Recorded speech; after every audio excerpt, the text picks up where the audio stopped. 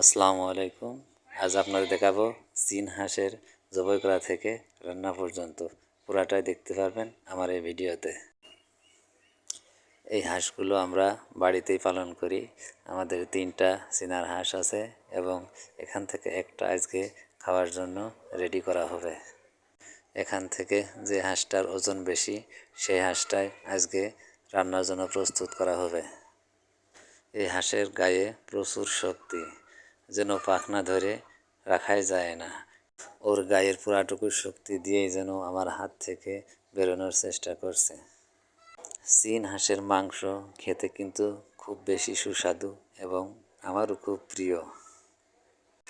হাঁস খাওয়াটা যতটা স্বাদের তার চেয়ে কষ্টকর হলো হাঁস পরিষ্কার করা, কারণ একটা হাঁস পরিষ্কার করতে কিন্তু অনেক সময় লাগে।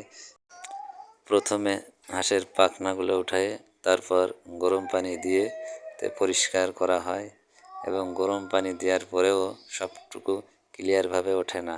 পরবর্তীতে আরও বেশ কিছু পদক্ষেপ নেওয়া হয়।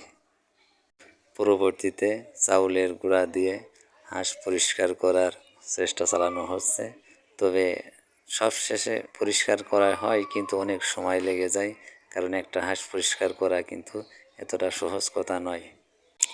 হাঁসের মাংস সাধারণত একটু বেশি শক্ত হয়, যার কারণে পরবর্তীতে দাও দিয়ে আবার সাইজ করে কেটে দেওয়া হয়।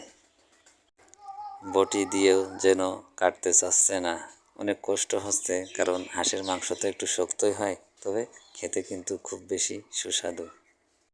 দুজনের চেষ্টায় অবশেষে হাঁসটা কেটে কুটে সম্পূর্ণ করতে পারলাম। যদিও অনেক বেশি সময় লেগেছে, তারপরেও শেষ করতে পারছি, এটাই বড় কথা। মাংসগুলো একেবারে কমপ্লিট করার পর এখন রান্নার জন্য প্রস্তুত করা হবে, যার কারণে এখন সব ধরনের মশলা বা মরিচ পেঁয়াজ বেটে কমপ্লিট করা হচ্ছে। হাঁসের মাংসর সাথে নারকেল দিলে আরও বেশি সুস্বাদু হয়। পেঁয়াজ, মরিচ, হলুদ, লবণ, তেল, মশলা সব কিছুই এখন আস্তে আস্তে একটার পর একটা দেয়া হচ্ছে। আমি কিন্তু রান্না পারি না, তবে ভিডিওটা ভালো মতোই করতে পারি। কিছুক্ষণের ভিতরেই রান্না চুলায় বসানো হবে, তার জন্য সব ধরনের প্রস্তুতি শেষ। এবার শুধু হাত দিয়ে সুন্দরভাবে একটু মাখায় দিলেই হবে। সুন্দর করে মাখাতে পারলে মাংসর স্বাদ আরও খুব বেশি ভালো হয়।